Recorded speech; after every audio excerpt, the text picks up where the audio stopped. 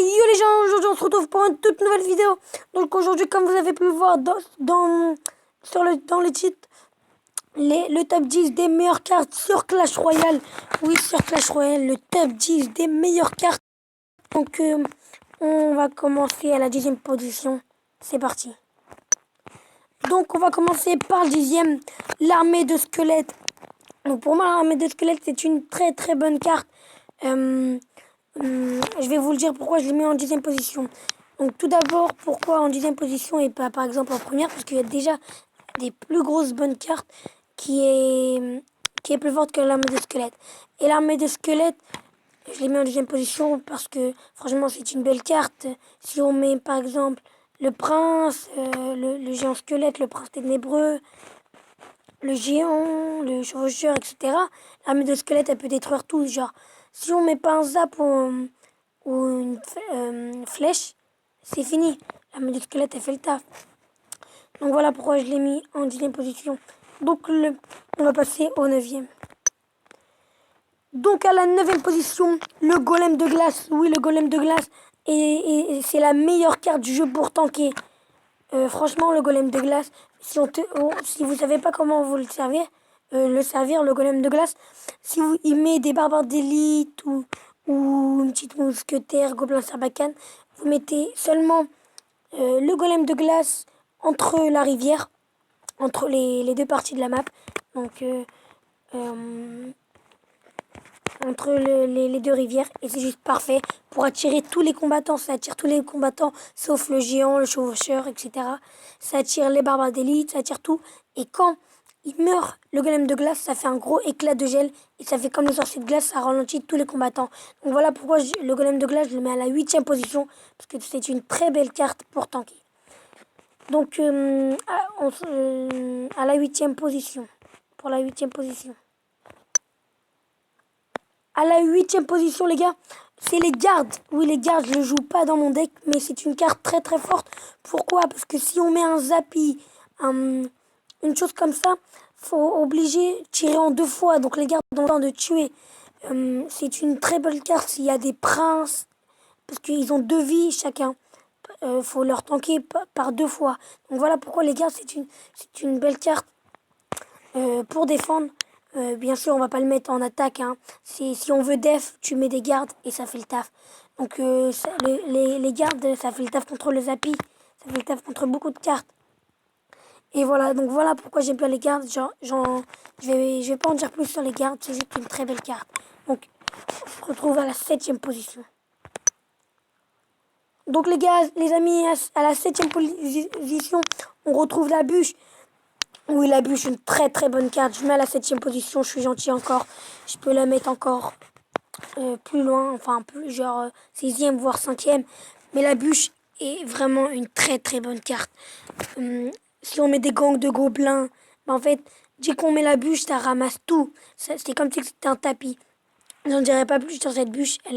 C'est une très très bonne carte. J'aimerais vraiment la voir. C'est la légendaire, je veux la plus. La légendaire où je veux la plus, c'est la bûche. Voilà, donc j'en dirai pas plus sur la bûche. C'est une très bonne carte. Donc on se retrouve à la 6e position. Et les amis, à la 6e position, on retrouve la princesse. Oui, la princesse, à la 6e position, c'est pas parce que je l'ai en légendaire, mais je l'aime beaucoup au niveau grattage. Vraiment, ça gratte vraiment extrêmement beaucoup de points. Si par exemple la tour adverse elle est à 100, tu mets la princesse, c'est vraiment très très très très bien. La princesse aussi, elle peut éliminer les 4 barbares, tu la mets de loin, elle peut éliminer l'ordre de gargouilles, les armées des squelettes, elle peut gratter vraiment beaucoup de cartes. C'est pour ça que j'aime vraiment bien la princesse. Donc on se retrouve à la 5e position. À la 5e position, les gars, on retrouve le mineur. Oui, le mineur est une légendaire que je veux. Comme la bûche, je la veux. Elle est très rapide, elle est efficace, la bûche. Elle fait pas beaucoup de dégâts, mais quand elle tape, elle tape, elle tape, elle tape. Souvent, on laisse le mineur taper et vraiment, il gratte extrêmement beaucoup de points. Après, c'est sympa le mineur. Ce que j'aime bien, c'est que quand on le place, l'adversaire, il sait pas où on va le mettre. Du coup, il met l'arme des squelettes au hasard et on peut sur la map. Et du coup, le mineur, c'est une très très belle carte pour ça. On peut la mettre n'importe où sur la map et ça embrouille l'adversaire. Donc voilà pourquoi je la mets à la 5e position. On se retrouve tout de suite pour la 4e position. Et les gars, à la 4e position, on retrouve le sorcier de glace. Oui, le sorcier de glace fait pas beaucoup de dégâts, mais il ralentit toute la map. On dit qu'il vise quelqu'un, ça ralentit. Ça peut gérer un ballon, ça peut gérer... Ça dépend, le ballon et le sorcier de glace, ils sont niveau combien. Ça peut gérer vraiment beaucoup de cartes et j'aime bien, ça fait ralentir toutes les petites choses. Et voilà pourquoi j'aime vraiment bien le sorcier de glace. C'est pour ça que je le mets à la 4e position, parce que c'est vraiment une belle carte, une très belle carte. Et voilà pourquoi je le mets à la 4e position. J'aime vraiment bien le sorcier de glace. On se retrouve pour le 3e meilleure carte. Et le 3e, le chevaucheur de cochon. Oui, je le mets dans le top 3, le chevaucheur de cochon, parce qu'il est vraiment extrêmement bien. Donc j'aime bien ça. Les combattants ne la tirent pas en fait. C'est-à-dire que si on met une mousquetaire, billet de combat, géant ou un sorcier, le chevaucheur son vision est attiré que par la tour, donc c'est ça qui est bien. Par contre, il est attiré par les bâtiments, mais ça c'est pas très grave. Donc voilà pourquoi je le mets à la 3e position. On se retrouve pour la 2e position. À la 2e position, le ballon. Donc le ballon, j'ai rien à dire, c'est une très belle carte avec beaucoup de dégâts, avec beaucoup de vie. Et j'ai rien à dire sur le ballon, on peut faire beaucoup de combos, on peut faire des foules d'attaques de ouf, on peut faire des pushs de ouf avec le ballon. C'est une carte très très bien. Donc on va se retrouver pour la première meilleure carte. Donc les amis, pour moi la meilleure carte, c'est l'électro-sorcier, il n'y a pas à dire. C'est une carte extraordinaire, tellement rapide, tellement efficace. Vraiment, moi j'ai rien à dire. Il a tiré dans un grand flash étourdissant les ennemis à proximité et lance des éclairs avec ses 2 mains. Quel frimeur. Franchement, l'électro-sorcier, c'est vraiment une carte de ouf et j'aime bien. Voilà pourquoi je le mets à la première position. Après, j'ai pas dit le bully, j'ai pas dit le bourreau, j'ai pas dit le molos.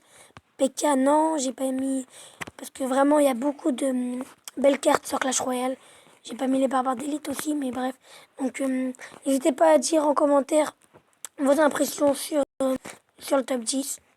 Ce que vous préférez, ce que vous aimez pas. Donc, cette vidéo prend fin.